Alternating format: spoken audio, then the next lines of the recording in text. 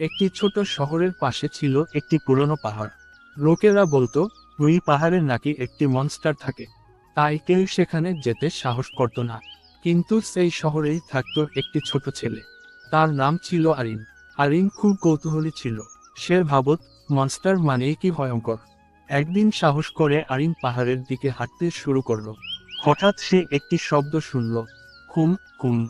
আরিন একটু ভয় পেল, কিন্তু সে দৌড়ে পালালো না। ঝোপের আড়াল থেকে বেরিয়ে এল একটি বড় মনস্টার। তার শরীর ছিল বড়, চোখ দুটো ছিল বড়, আর মুখটা ছিল গম্ভীর।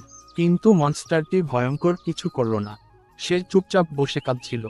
আরিন অবাক হয়ে জিজ্ঞেস করল, তুমি কাঁদছো কেন? মনস্টারটি ধীরে ধীরে বলল, সবাই আমাকে ভয় পায়, কেউ আমার বন্ধু হতে চায় না।